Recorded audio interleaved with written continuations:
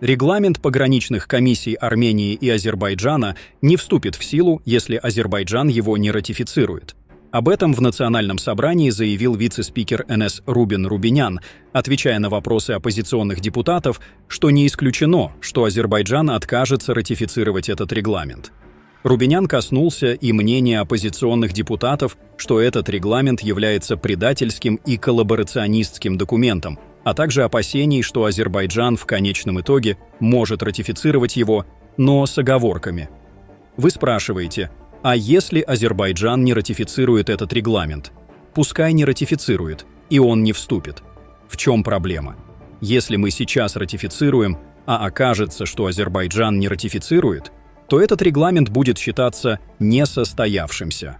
Далее, если вы утверждаете, что этот регламент является предательским, коллаборационистским, опасным, то почему же в рамках вашей логики Азербайджан не станет его ратифицировать?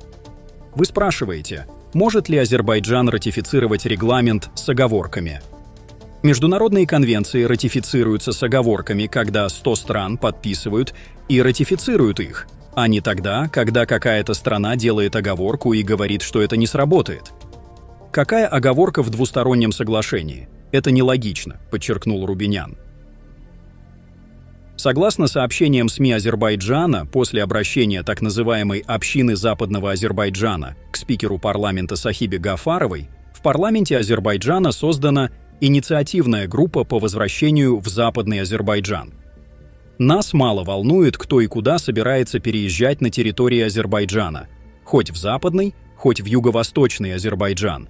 Однако понятно, что истинной причиной подобных провокационных инициатив является попытка предпринять превентивные шаги для подготовки к ожидаемому совместному требованию подвергшегося этнической чистке народа Нагорного Карабаха.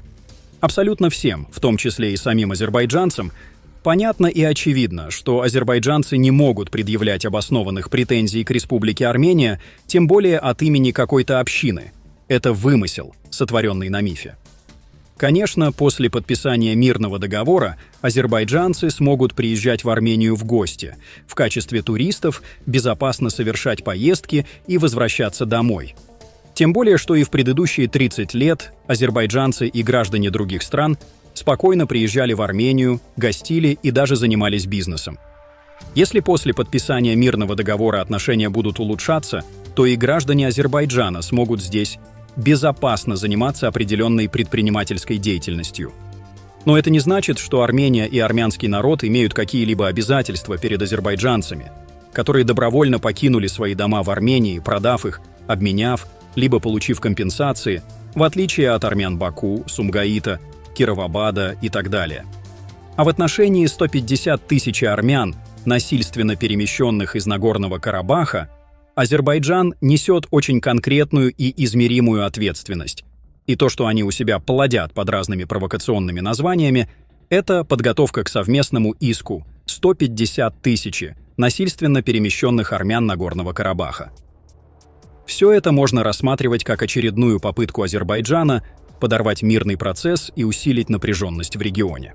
С одной стороны, Азербайджан утверждает, что именно Армения не готова или не хочет подписать мирный договор, однако, как видно, он сам предпринимает шаги, которые ставят под вопрос процесс нормализации отношений. Напомню, что спикерша карманного парламента Алиева без объяснения причин в последний момент отказалась от встречи с Аленом Симоняном на полях Ассамблеи Межпарламентского союза в Женеве. До этого Алиев не приехал в Нью-Йорк на Генеральную ассамблею ООН. Алиевский режим увеличивает военный бюджет до 5 миллиардов долларов. То есть террористы предъявляют претензии на всю территорию Армении, срывают переговоры, ускоренно вооружаются, но обвиняют Армению в территориальных претензиях, нежелании вести переговоры и в милитаризации. Это шизофрения, возведенная в ранг государственной политики. Выбрав стратегию очернения правительства Армении путем манипуляций, инсинуаций и ложных вбросов, защитники Рубина Варданяна оказывают ему сомнительную услугу. Одновременное размещение правозащитных публикаций с требованиями об освобождении Рубина Варданяна, а также ложных обвинений правительства Армении по несуществующим и надуманным фактам приводит к тому, что ряд медиа однозначно ассоциируется с указанным лицом и создается уверенность в том, что они продвигают повестку, одобренную им. В этом случае обвинение правительства в недостаточности действий, направленных на его освобождение, выглядит довольно глупо, если не являются составной частью общей стратегии обвинения правительства во всем. Создается стойкое впечатление, что указанная группа не имеет целью вовлечения правительства Армении в процесс освобождения Рубина Варданяна, так как данный процесс находится под контролем третьих сил и освобождение запланировано в нужное им время. А нужное время не сейчас, а примерно за год до парламентских выборов 2026 года, для того, чтобы синхронизировать пик популярности освобожденного заложника с политическими процессами. Но непрофессиональные действия этой группы защитников приводят к обратному эффекту, который вызывает отторжение у народа. Данная стратегия наносит вред защищаемому лицу. Если все так, то подоплека действий лежит на поверхности ввиду непрофессионализма разработчиков стратегии и исполнителей. Команду и стратегию необходимо менять. Если это не так, то ввиду непрофессионализма разработчиков стратегии и исполнителей истинные посылы воспринимаются аудиторией и контрагентами неоднозначно и искаженно. В этом случае, если стратегия верна, то ей наносится существенный вред исполнителями, и ее реализация становится невозможной. И эту вредоносную группу необходимо реформировать. Мы искренне хотели бы видеть Рубина Варданяна на свободе и в добром здравии. Более того, мы хотели бы видеть его в армянском бизнесе, политике и общественной жизни. Это умнейший и деятельный человек, чье присутствие еще больше бы демократизировало политическое поле в Армении. Но его медиазащитники – это вред, стыд и позор. Уверяю вас, правительство есть за что ругать, при этом ничего не придумывая и не выглядя идиотами.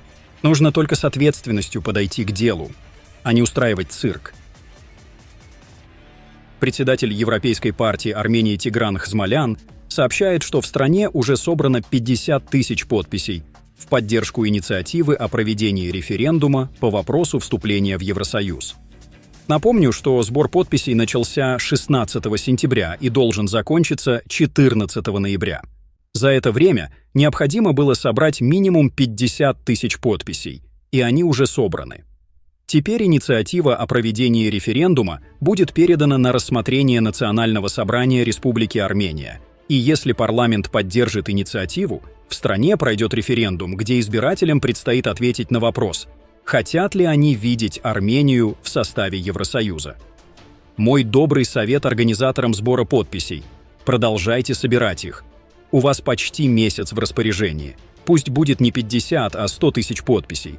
Пусть все, в том числе руководство Армении, увидят, что это не блажь кучки маргиналов, а осознанное желание значительного числа граждан Армении. Армения находится на пороге значимых изменений. Недавние события показывают, что курс страны на евроинтеграцию становится все более заметным и подкрепленным поддержкой граждан. Одним из ярких примеров этому служит успешное завершение сбора 50 тысяч подписей среди местного населения в пользу евроинтеграции. Этот шаг – важный сигнал как для Армении, так и для международного сообщества о намерениях и стремлениях страны в отношении дальнейшего сотрудничества с Европейским Союзом. Пишите свое мнение в комментариях, но прошу соблюдать этикет общения.